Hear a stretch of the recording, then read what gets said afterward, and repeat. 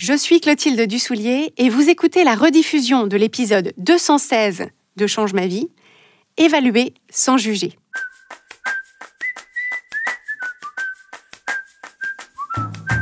Bienvenue sur Change ma vie, outils pour l'esprit.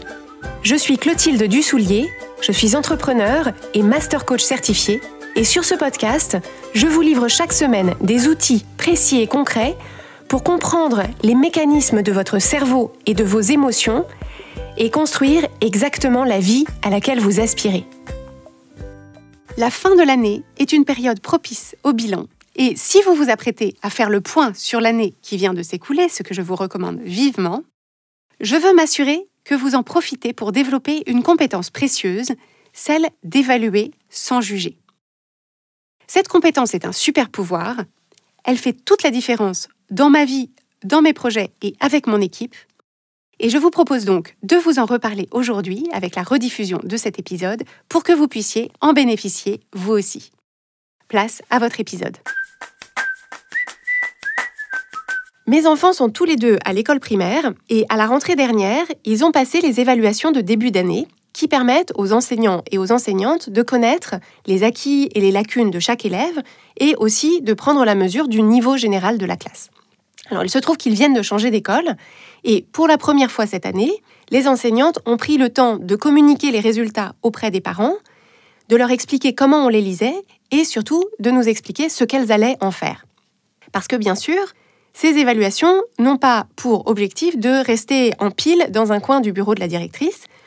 L'objectif, c'est de donner aux enseignants et aux enseignantes les informations dont ils ou elles ont besoin pour adapter leur plan de cours et apporter à ces enfants-là ce dont ils ont besoin pendant cette année-là. Alors, pourquoi est-ce que je vous parle de ça ? Je vous parle de ça parce que cette semaine, on va évoquer ensemble une compétence qu'il est indispensable de développer dans votre propre vie si vous voulez que cette vie soit épanouie et accomplie. Et cette compétence, c'est le fait de savoir évaluer sans juger. C'est une compétence que j'ai mis beaucoup de temps à développer, principalement parce qu'on ne m'en avait jamais parlé. J'étais même pas au courant que cette compétence existait et je ne savais pas en quoi elle consistait. Et à vrai dire, c'est une compétence qui est tellement rare que je pense qu'une fois qu'on l'a, ça s'apparente à un super pouvoir.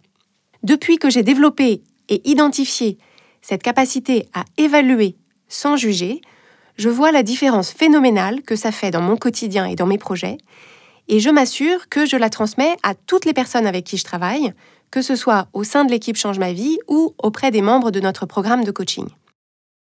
Pourquoi est-ce que je vous parle de cette compétence, de ce super pouvoir, et pourquoi est-ce que c'est si important ?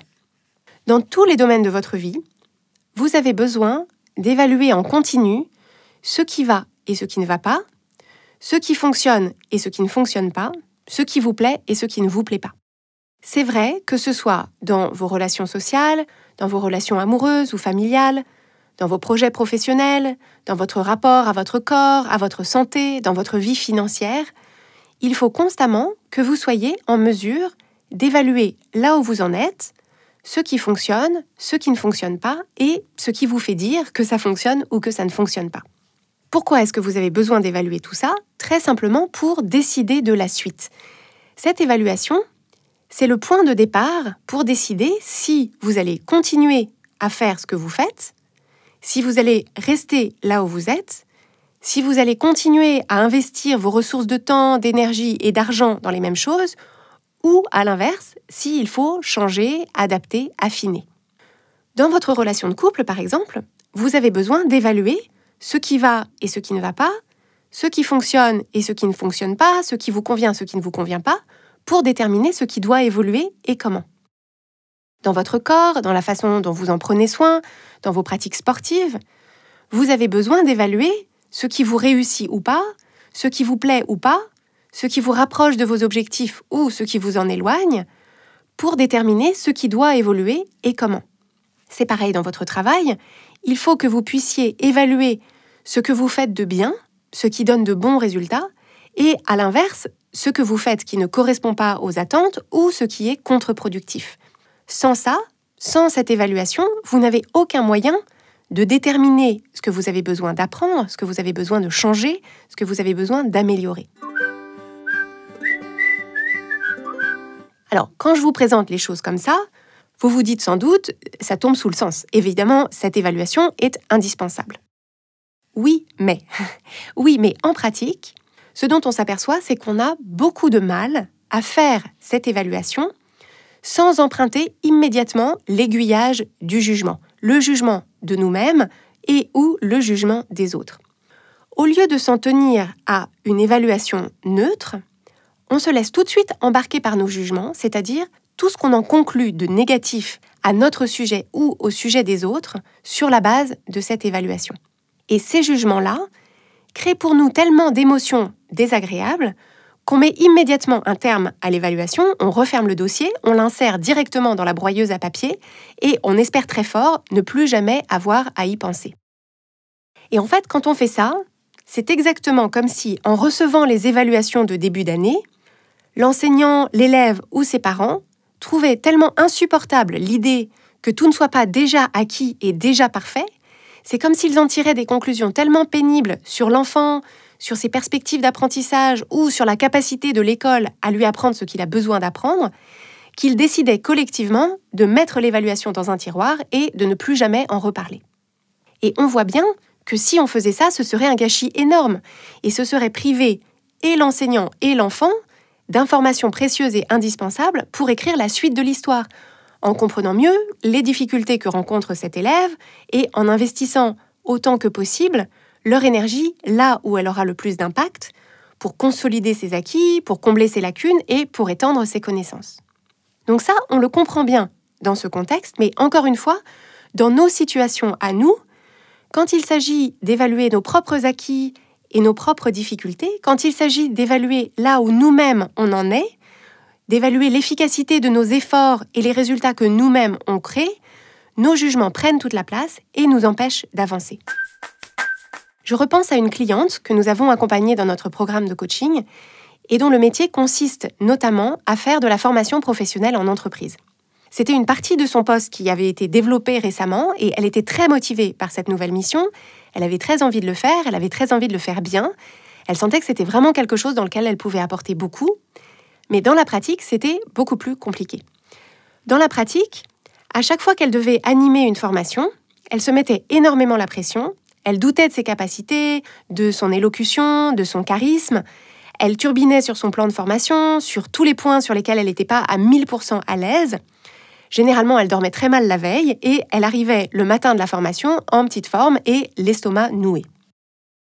Pendant la journée de formation, elle faisait du mieux qu'elle pouvait, mais après coup, le soir, elle se repassait le film de la journée et, invariablement, elle n'était pas contente d'elle. Elle repensait à des choses qu'elle avait mal expliquées, à des interactions où elle trouvait qu'elle avait manqué de confiance ou de clarté.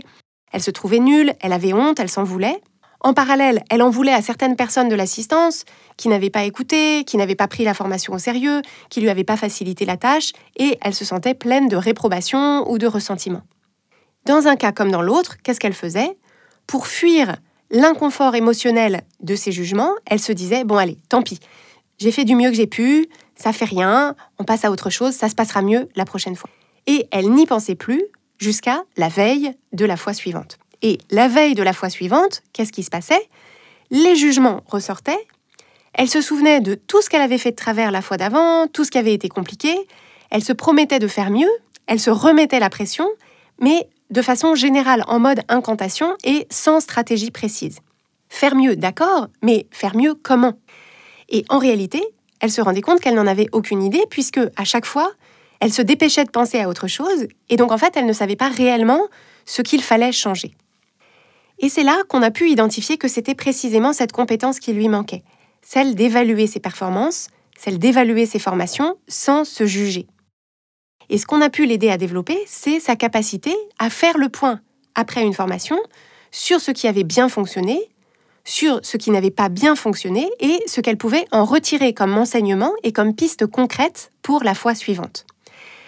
Elle a pu commencer à identifier les exemples qui étaient parlants pour les gens et ceux qui tombaient à côté, les transitions d'un point à un autre qui étaient fluides et celles qui manquaient, les moments où elle avait perdu l'attention de son auditoire et comment elle pouvait s'exercer à la recapturer, les questions auxquelles elle n'avait pas pu apporter de réponse claire, les connaissances qu'elle avait besoin de renforcer et comment est-ce qu'elle pouvait réagir sans se démonter quand on lui posait une question à laquelle elle n'avait pas encore de réponse.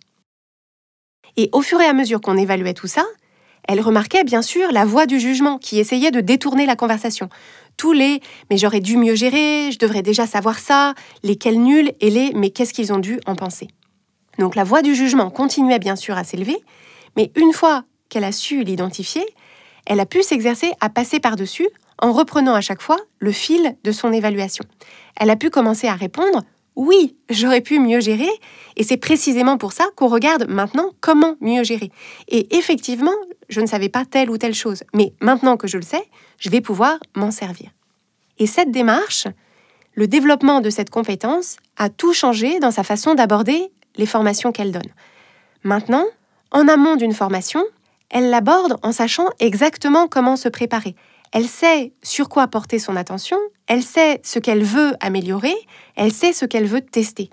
Et pendant la formation, elle apporte les changements qu'elle avait prévu d'apporter, elle est en mesure de voir comment les gens réagissent, elle voit ce qui se passe mieux, ce qui ne marche pas, et ce sont autant d'observations qui viennent nourrir son évaluation après coup, qui lui permettent d'essayer d'autres choses la fois suivante, ce qui renforce ses compétences et ce qui lui permet de devenir à chaque formation une meilleure formatrice.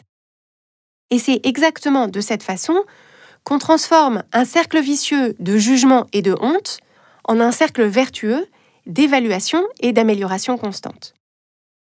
C'est cette compétence, celle d'évaluer sans juger, qui permet d'adopter dans notre vie et dans tous nos domaines de vie une démarche de croissance.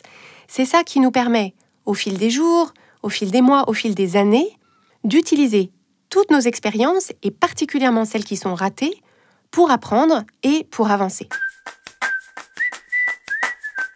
Cette compétence, je l'utilise tous les jours dans ma vie et dans mon travail.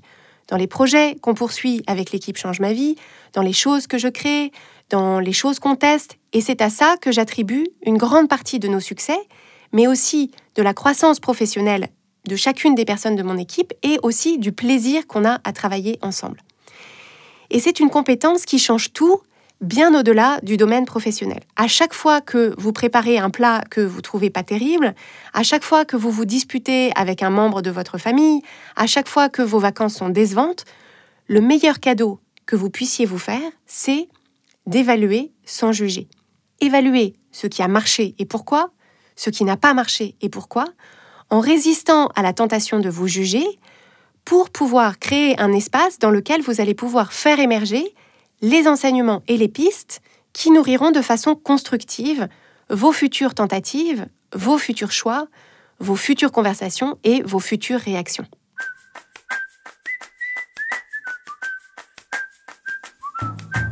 Si vous aimez Change ma vie, vous allez adorer Change ma vie mode d'emploi. Change ma vie mode d'emploi, c'est le programme de coaching qui va vous donner des ailes pour atteindre tous vos objectifs de vie. Grâce à notre méthodologie unique, nous allons vous guider pas à pas pour développer la vision riche et vivante de ce que vous voulez. Nous allons vous aider à trouver la clarté sur la façon la plus simple et la plus directe de l'obtenir, et nous allons vous apprendre à soutenir votre élan tout du long en surmontant les obstacles avec confiance pour vous sentir avancer tous les jours vers la vie à laquelle vous aspirez. Si vous écoutez Change ma vie, c'est que vous savez que vous avez une vie extraordinaire à vivre. Une vie qui a du sens et un impact, et c'est notre mission et notre passion de vous y aider. Je vous donne donc rendez-vous dès aujourd'hui sur changemavie.com/coaching pour avoir toutes les informations.